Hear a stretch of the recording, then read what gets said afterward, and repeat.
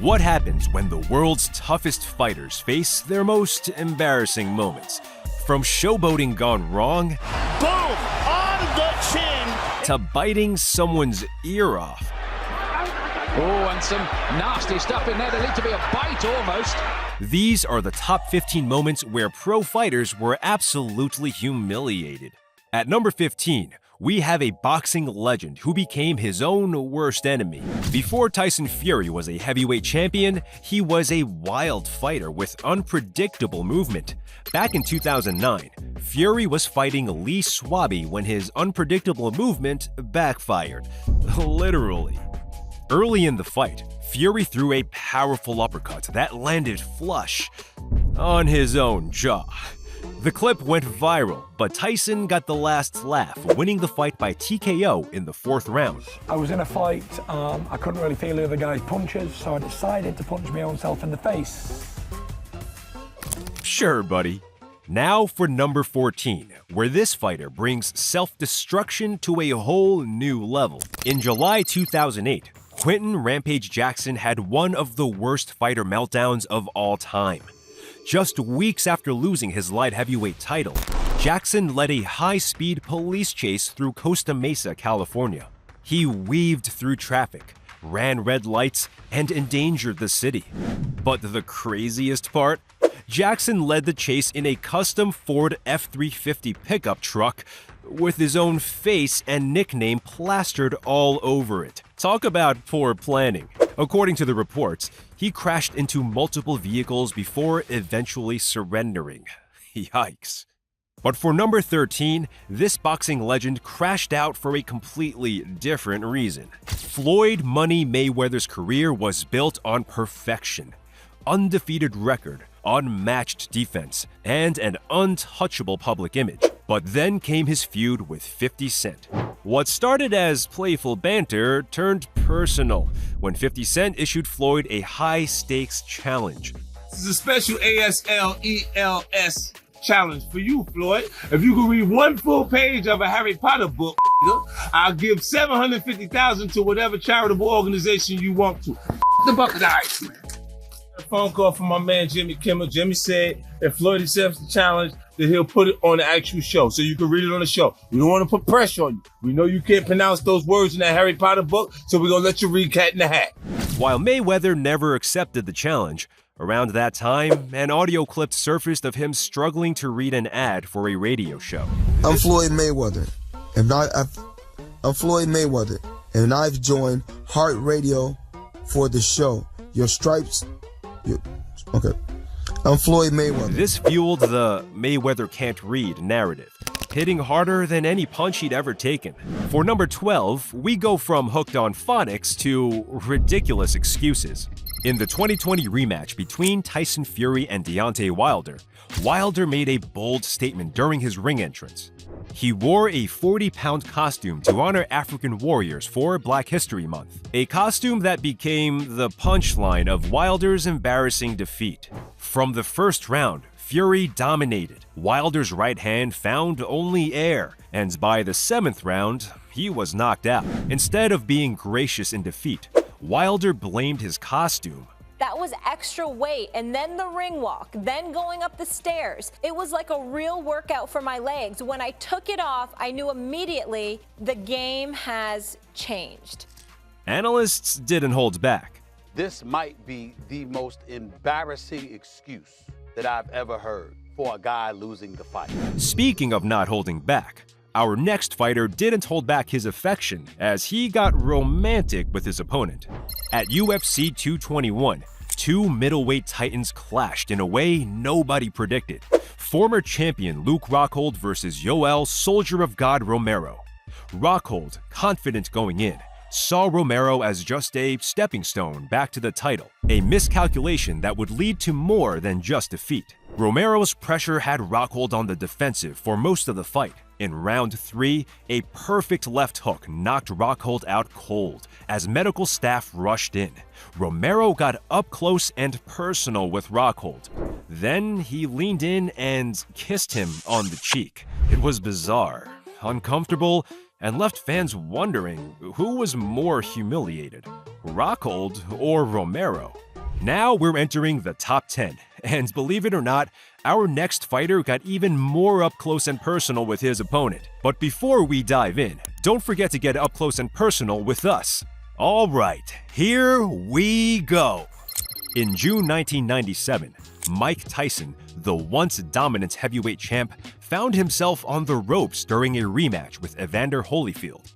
After a stunning loss to Holyfield months earlier, Tyson was desperate for redemption, but instead of reclaiming his invincible persona, he lost all control.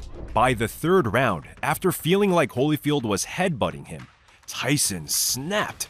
In a shocking move, he bit off a chunk of Holyfield's ear. The crowd was stunned. After a brief stoppage, Tyson went even further, biting Holyfield's other ear, leading to his disqualification, a $3 million fine, and a temporary ban from boxing. What should have been Tyson's comeback moment became a public meltdown that tarnished his legacy forever. Speaking of tarnished legacies, at number 9, we see how a brief distraction can cost a fighter everything. In March 2009, at Dream 7 in Japan, David Gardner faced off against Shinya Aoki, a legendary grappler.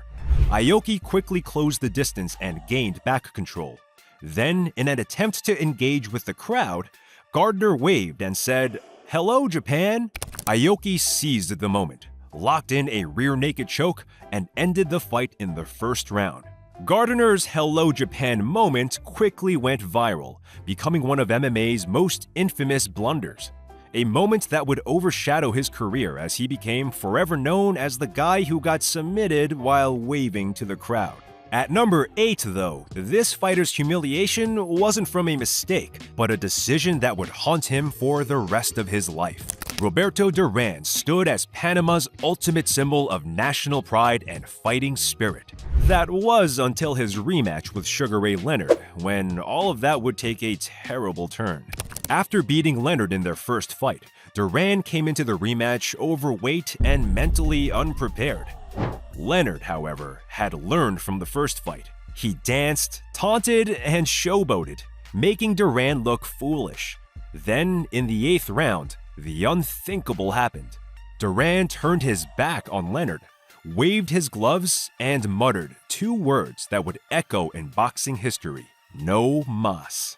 No more. He waved the white flag. His excuse was stomach cramps, but no one was buying it. It was a moment of total humiliation that redefined his legacy. While waving the white flag was bad, getting mounted by your opponent is worse. At number 7, Paulo Costa entered UFC 253 with a lot to say and a perfect record to back it up. He's nothing. He's scared. Was a shit. That fight was a shit. I will make him cry. He promised to destroy Israel Adesanya with his power. But when the cage door shut, Costa quickly learned that his loud talk couldn't compete with Adesanya's sharp technique. What followed was a humiliation that forever changed Costa's career. Adesanya's precise kicks and footwork kept him out of range, and Costa's aggression only made him more predictable. Every time Costa lunged, Adesanya calmly picked him apart. By the second round, when Adesanya mounted him, it was more than a physical loss, it was a humiliating collapse. The moment became a meme, and Costa never fully recovered. For number 6, this fighter was trying to recover when he was sabotaged by his own corner. At Bellator 180, Michael Chandler was not just fighting for a belt, but to restore his reputation as the top dog in Bellator. Early in the first round, Chandler suffered a foot injury. This eventually led the ref to call timeout to have the doctor take a look. As Chandler hobbled over to his corner, he had no idea he was about to star in one of the most viral MMA bloopers of all time. Chandler stood to try and rally the crowd, but then things went south from there. Literally. Whoops. Talk about adding insult to injury. Later, Chandler was able to laugh about it. But for number 5, This fighter's downfall was anything but a laughing matter. Conor McGregor's transformation from hungry fighter to wild celebrity was nothing short of shocking. The man who changed the UFC game forever was now a whiskey mogul, surrounded by yes men. In April 2019, McGregor was promoting his Proper 12 whiskey at Marble Arch Pub in Dublin, Ireland. When an elderly man politely declined a drink, McGregor snapped. He sucker punched him. The security footage went viral, exposing McGregor's fragile ego. Not only that, but this old man took the punch like a champ. He was unfazed. Unfortunately, we can't say the same about McGregor's fighting career. At number 4, though, we have a fighter's career coming to an end in spectacular fashion. Leading up to UFC 239, Ben Askren was confident he'd defeat George Masvidal. There's no way on God's green earth this guy could do anything to me. It's totally impossible. I will do what I want to this person. I will dominate them. Askren's confidence wasn't entirely misplaced. Not only was he undefeated, he'd dominated every opponent with his wrestling. As Masvidal didn't have any wrestling experience, Askren wasn't too worried about the fight, a mistake that would cost him everything. 5 seconds after the first bell, Askren found himself unconscious, having fallen victim to the fastest knockout in UFC history, a violent end to a storied MMA career. Turns out, Masvidal had been planning it for weeks. Askren would go on to lose one more UFC fight before engaging in the ultimate humiliation ritual. Now to kick off our top 3, we have the UFC's biggest star getting humiliated in a street brawl no one saw coming. At UFC 38, the first ever London event, Tito Ortiz was one of the biggest names in MMA. Lightning Lee Murray was an unknown up-and-coming fighter with a mean reputation. After the event, the two crossed paths at an after-party, where Tito snubbed Murray. Later, as the nightclub was closing, a legendary street brawl broke out in the back alley. Tito cornered Lee and threw a flurry of punches, but Lee dodged every punch. In return, Lee landed 5 clean shots, sending Tito to the pavement. He was out cold. Despite countless witnesses, Tito denies the entire incident. Not true, at all. One of my buddies got beat up, I was getting stomped in the concrete outside, and I came to his rescue. As humiliating as it was for the biggest name in MMA to be dropped by an up-and-comer in an alley, Tito's refusal to admit it only cemented this knockout as one of the most legendary and humiliating moments in UFC history. His account is obviously pretty flawed because he got KO'd by Lee Murray. But that doesn't compare to number 2, where the UFC's deadliest striker finds himself floored. Alex Pereira is a former 2-division UFC champion and one of the most feared fighters in UFC history.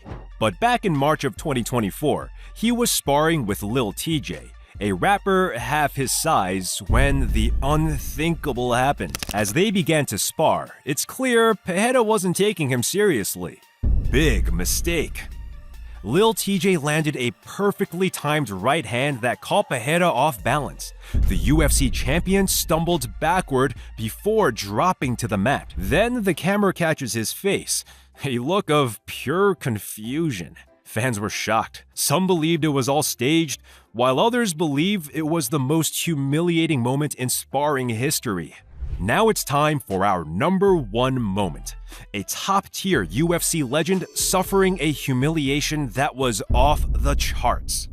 Anderson Silva spent 6 years humiliating opponents with his sharp style and smooth movement. His 16-fight win streak wasn't just about victories, it was about mentally breaking his opposition. Silva seemed invincible, taunting his opponents as he moved through the octagon. But at UFC 162, Chris Weidman would put an end to Silva's reign in the most humiliating way. Silva was dropping his hands repeatedly throughout the fight and taunting Weidman. It didn't take long for Weidman to find his opportunity. A perfectly timed left hook connected with Silva's exposed chin, sending the seemingly untouchable champion crashing into the canvas. Silva's aura of invincibility was shattered in an instant, but his antics and overconfidence will be remembered forever. A warning to future fighters that no matter how good you are, disrespecting your opponents will eventually catch up to you. You've seen what happens when fighters get humiliated. Now it's time to see what happens when they grab the mic and fire back. Click now to watch the most viral, unfiltered post-fight interviews in combat sports history.